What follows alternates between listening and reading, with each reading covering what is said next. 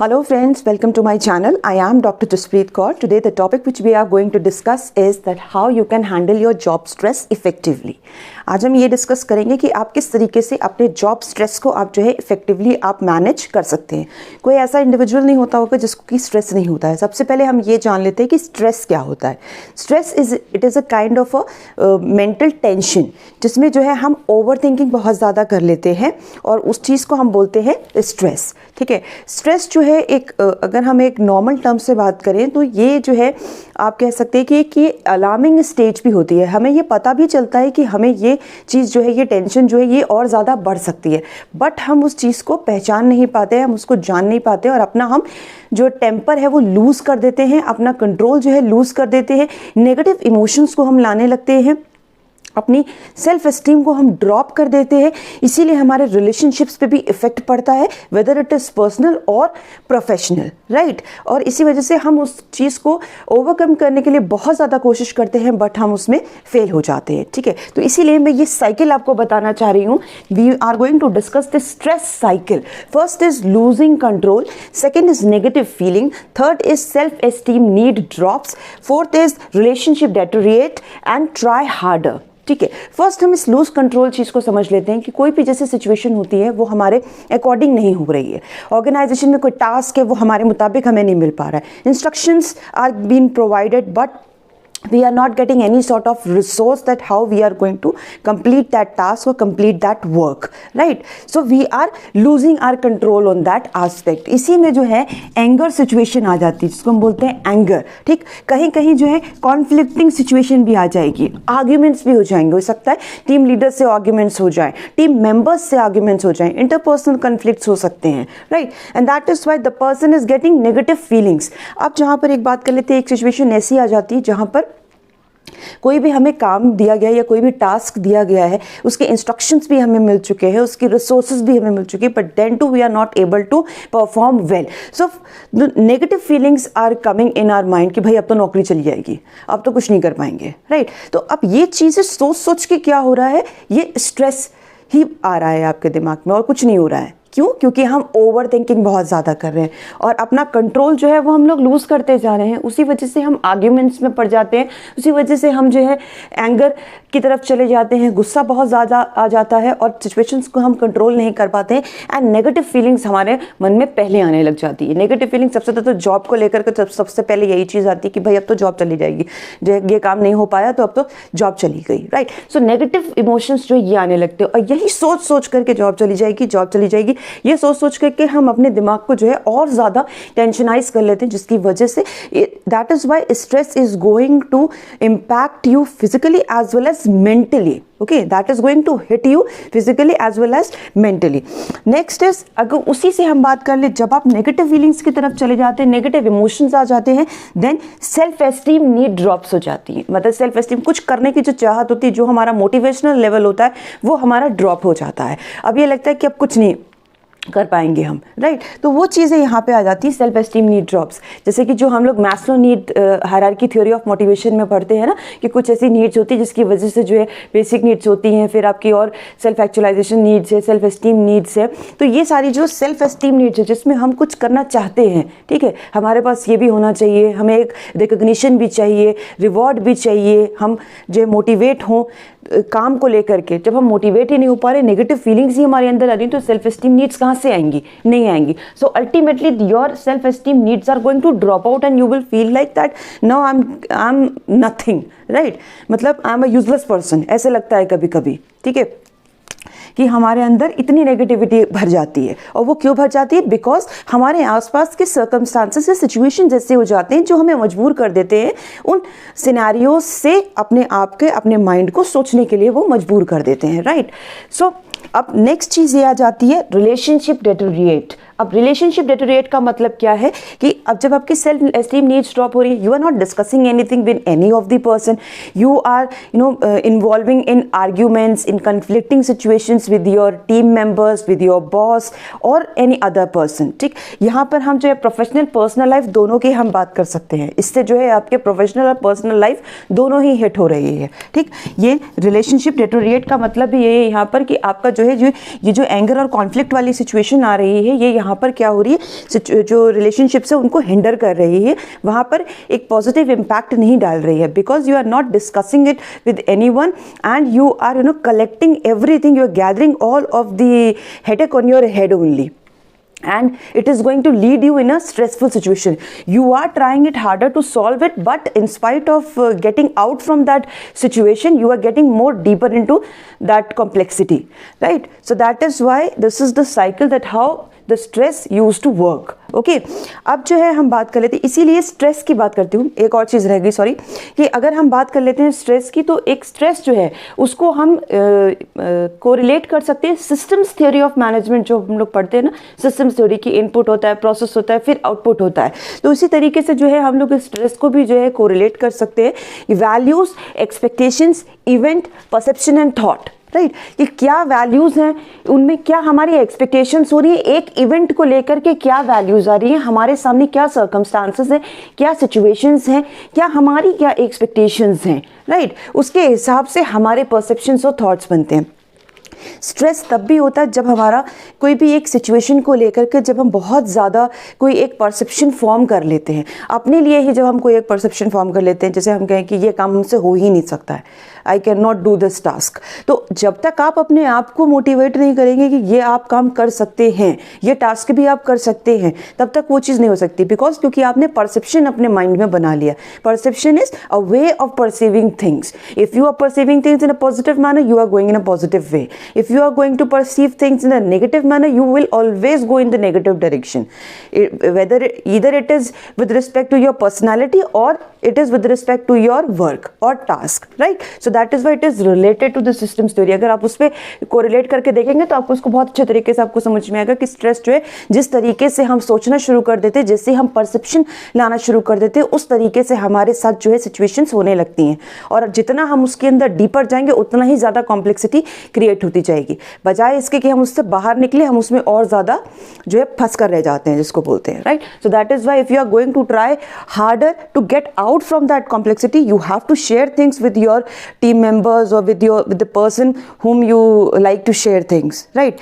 तभी आपको उसका सोल्यूशन मिल सकता है। बट सोल्यूशन तो आप ही को चूज़ करना पड़ेगा कि हमें कौन सा सोल्यूशन चाहिए, क्योंकि आपको जो है सोल्यूशन देने के लिए तो कई लोग आएंगे, but which solution is going to suit you better, you can understand, because you are facing that mental situation, or you are in that mental state who is facing that particular scenario or particular circumstance. Okay, so now I'm going to explain you, or I'm going to tell you the golden rules that how you can handle your job stress effectively. ठीक है, अब हम उन चीज़ों में बात करेंगे जिसमें कि आप जिन चीज़ों को प्रैक्टिस करके आप अपने जॉब स्ट्रेस को आप कम कर सकते हैं, कि आप फेस कर रहे हैं। फर्स्ट ऑफ ऑल, पहला स्टेप है understand expectations. First of all आपको एक्सपेक्टेशंस को अंडरस्टैंड करना पड़ेगा। अब एक्सपेक्टेशंस किसकी? हमारी भी expectations, what I am expecting from my work, what level I can give the productivity, and the other thing is that what the organization or what the team leader is expecting from you. ठीक है, हमारा head, हमारा supervisor क्या हमसे expect कर रहा है, किस लेवल की परफॉर्मेंस वो एक्सपेक्ट कर रहे हैं। You have to understand that expectation also, and what sort of input you are providing in order to accomplish your task in an effective and efficient manner, right? Second is always try to avoid conflict. कहते हैं जितना आप जो शांत रहेंगे उतना ही आपके लिए अच्छा रहेगा। कई बार ऐसा होता है, कई सिचुएशंस ऐसी हो जाती हैं जिसमें जहाँ पर शायद हम अपना वही जो ये लूज़ कंट्रोल वाली बात आ गई ना, यहाँ पर टेम्पर हमने इतना ज़्यादा लूज़ कर दिया कि हम जो है कॉन्फ्लिक्टिंग और आर्ग्यूमेंट वाली सिचुएशंस में हम वहाँ पर पड़ गए। अब जहाँ आर्ग्यूमेंट में पड़ गए, हो सकता है भाई हेड से ही जो है आर्ग्यूमेंट हो गई, तो अब लगा कि अब पता नहीं भाई ये परफॉर्मेंस अप्रेजल में हमारा क्या करेंगे, तो वो पूरे साल जो है या पूरे जो है 1-2 महीने उसी में परेशान रहे कि अब जो है क्या होगा। तो वो स्ट्रेस जो है इतना ज़्यादा दिमाग में भर गया कि अब जो है काम हो ही नहीं पा रहा है। So that is why always try to avoid conflict. अगर आपको कोई बात कहनी भी है तो उसका एक सही तरीका और सही समय आप देखिए कि जिस वक्त आपको वो बात वहाँ पर कहनी है या नहीं कहनी है, या किस टाइम पे हमको वो बात कहनी चाहिए, ताकि वो एक कन्फ्लिक्टिंग सिचुएशन ना हो। ये तो हेड से बात होगी, हम टीम मेंबर्स की भी बात कर रहे हैं, ठीक है। बात अगर कहनी है तो बहुत एक हेल्दी मैनर में भी कही जा सकती है, ताकि वो किसी को गलत ना लगे या बुरी ना लगे, क्योंकि परसेप्शंस जब डिफरेंट होते हैं, सबके काम करने का तरीका अलग होता है। एक टीम मेंबर में अलग अलग जो है एज ग्रुप के पीपल होते हैं, एज में जो है क्लैशेस हो सकते हैं आइडियोलॉजीज़ को लेकर को, तो उस वजह से जो है कन्फ्लिक्टिंग सिचुएशंस आ सकती हैं। भाई एक 35 साल का आदमी भी है, एक 45 साल का भी है, एक 28 साल का भी है, तो इन तीनों में, और एक जो है 50 के आसपास है, तो चारों का जो आइडियोलॉजी है और जो चारों का वर्किंग पैटर्न है हो सकता है वो डिफरेंट होगा। और जब वो साथ में काम करेंगे तो ऑब्वियसली थोड़ा बहुत जो है परसेप्शंस में एंड वर्किंग में क्लैशेस हो सकते हैं, तो उनको अवॉइड भी किया जा सकता है। ठीक है, तो and how you are going to do all these things when you are organised. आपको जो है ऑर्गेनाइज्ड रहना है, you have to stay organised. Third thing is stay organised. अगर आप अपनी पर्सनल लाइफ में भी ऑर्गेनाइज्ड है तभी आप जो प्रोफेशनल लाइफ में भी ऑर्गेनाइज्ड होंगे। अगर आप अपनी पर्सनल लाइफ में भी ऑर्गेनाइज्ड नहीं है तो जो प्रोफेशनल लाइफ में ऑर्गेनाइज्ड होने का क्या मतलब होगा? दैट मीन्स कि आप जो है प्रायोरिटीज क्या क्या रख रहे हैं, आपके असाइनमेंट्स जो है, आपके टास्क जो है, उनको कितना प्रायोरिटीज आप दे रहे हैं, तभी आपके जो काम है वो सही तरीके से चल सकते हैं। फॉर एग्जांपल अगर हम कहें कि अगर हम अपना वार्डरोब भी जो है ना एक ऑर्गेनाइज्ड मैनर में रखते हैं ना, तो हमें चीज़ें जो है ढंग से मिल जाती हैं, हमें पता रहता है ये चीज़ चाहिए तो हमने फटाफट वो निकाल ली।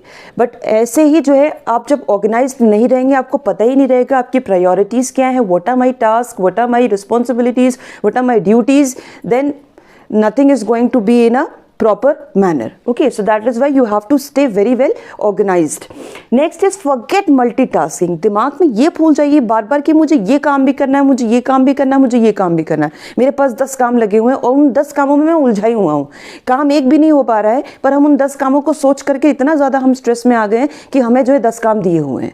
ठीक, तो वो जो भी आपके 10 काम या 5 काम या जो भी 3-4 टास्क आपको मिले हुए हैं, 3-4 टास्क की प्रायोरिटीज़ बनाइए कि उसमें से सबसे पहले मुझे क्या करना है, बजाय इसके सोचने के कि भाई मुझे मल्टीटास्कर कैसे बनना है। उस टाइम पे आपको ये चीज़ नहीं सोचनी है। ठीक है, तभी आप और अच्छे तरीके से काम कर पाएंगे। एंड नेक्स्ट, ये बहुत ही इंपॉर्टेंट पॉइंट है, कंट्रोल परफेक्शनिज्म। ठीक है, आप अपने परफेक्शनिज्म को, ये नहीं कह रही हूँ कि आप परफेक्ट मत बनिए, पर मेरा कहने का मतलब यहाँ पर ये है कि आप ये मत सोचिए कि हर काम मुझे बहुत ही परफेक्शनिज्म के साथ करना है। तो उसमें क्या होता है, कुछ लोग इतना ज़्यादा एक्सपेक्ट कर लेते हैं अपने आप से ही कि जब उनका काम थोड़ा सा भी उनके एक्सपेक्टेशन से अप टू मार्क नहीं हो पाता है तो वो और ज़्यादा वो फिर स्ट्रेस में चले जाते हैं। तो इसलिए हमेशा ये सोच के चलिए कि मुझे जितना जो काम मिला है, जो टास्क मुझे मिले हैं, उनको मुझे जो है अपने 100% एफर्ट के साथ इफेक्टिवली और एफिशिएंटली करना है, और तब वो आपका काम जो है ज़्यादा परफेक्टली हो पाएगा, बजाय इसके कि आप पहले से ये सोच के चले कि मुझे जो है परफेक्शनिज्म चाहिए ही चाहिए। Right, next is take time to recharge. ये भी बहुत ही इंपॉर्टेंट, बहुत ही अहम एक हिस्सा है जिसको हम कह सकते हैं टेक टाइम टू रिचार्ज। जैसे कि learn how to relax your mind. पूरे दिन में जब आप जो है पूरा काम करते हैं तो आप अपने लिए कितना टाइम निकाल पाते हैं? तो आप ये कह रहे हो कि इतनी सारी बातें तो ये बता दी, ये हम फॉलो कैसे करेंगे? तो जितना हम लोग जो है और बाकी सारे काम कर लेते हैं, अपने ऑफिस के जितने भी टास्क होते हैं, उसमें से थोड़ा सा टाइम अगर हम अपने लिए भी निकाल लेंगे, अपने माइंड को रिलैक्स करने के लिए अगर आप हाफ एन आवर भी निकाल लेते हैं। कई बार ऐसा होता है लंच टाइम भी होता है, तो लंच टाइम में भी हम इतना ज़्यादा जो है स्ट्रेस में रहते हैं कि उसमें भी दिमाग में चलता रहता है कि अब ये काम भी करना है, वो भी करना है, अरे यार ये भी, इस मीटिंग में भी जाना है, इस मीटिंग में ये प्रेजेंट करना है, इसमें ये प्रेजेंटेशन है। तो ये सारे जो काम हैं, ये क्या करने, ये आपको जो है थोड़ा सा आपको टाइम अपने लिए निकालना पड़ेगा। You have to take out some time from your busy schedule for your self only. सबसे पहले जो प्रायोरिटी देनी है वो आपने अपने आप को देनी है, खुद को देनी है, तभी आप ज़्यादा अच्छा ये जो परफेक्शनिज्म वाली चीज़ है ना, ये आप ला पाएंगे, और ये एक्सपेक्टेशंस जो है ये आप मीट आउट कर पाएंगे, अपनी भी और बाकी लोगों की भी। And last is track your stressors. जब आप अपने लिए टाइम निकालते हैं ना, तो आप इन स्ट्रेसर, ये स्ट्रेस पॉइंट्स को आप एनालाइज कर पाते हैं कि what are my stress points, कौन कौन से ऐसे सर्कमस्टांसेस हुए थे जिन पे मैंने जो है बहुत ज़्यादा नेगेटिव जो है रिएक्ट कर दिया था, या जो है कौन से ऐसे स्ट्रेसर्स या ऐसी स्ट्रेसफुल सिचुएशंस हुई जिसमें मुझे अपनी कमियां पता चली, या जिनसे मैंने बहुत ज़्यादा एक्सपेक्टेशंस लगा ली। What are the positive and negative aspects, ये हमें पता करने की ज़रूरत है। या हो सकता है कई बार ऐसा भी होता है, हमें इन स्ट्रेसर्स से ये भी पता चलता है कि उस सिचुएशन को इतना इंपॉर्टेंस देने की ज़रूरत ही नहीं थी जितना हमने उसको इतना ज़्यादा इंपॉर्टेंस दे दी, और उसमें हम इतना ज़्यादा परेशान हो गए। तो ये सारी चीज़ें जो है आपको ध्यान में रखनी है, और अगर ये जो आपका जो जॉब स्ट्रेस है ये बिल्कुल इफ़ेक्टिवली मैनेज हो जाएगा, और आप बहुत ही मज़े से इंजॉय करके अपनी जो जॉब होती है ना, जिसको आप कहते हैं इंजॉय कर पाएंगे, और बहुत ही एक अहम बहुत इंपॉर्टेंट पॉइंट है जो मैं बताना चाहूँगी कि वर्क लाइफ बैलेंस, अपना प्रोफेशनल लाइफ और पर्सनल लाइफ को बैलेंस करना बहुत ज़्यादा ज़रूरी है, क्योंकि कई बार जो है पर्सनल लाइफ का भी जो स्ट्रेस है वो भी हमारी जॉब पे बहुत ज़्यादा अहम रोल निभाता है। उसमें भी जो है कई बार स्ट्रेस इतना ज़्यादा वो हो जाता है कि अपने जॉब पर हम ध्यान नहीं दे पाते। तो try to maintain a healthy balance between your professional as well as your personal life, and try to follow these rules or these points which I have told you, and I hope you people are going to follow it. And this is all for today's lecture. And अगर आप इसको जो है follow करेंगे तो hopefully जो है जितना भी जो आपका स्ट्रेस है वो बिल्कुल बस्ट आउट हो जाएगा, और स्ट्रेस आएगा ही नहीं, मेरे हिसाब से तो बिल्कुल आएगा ही नहीं।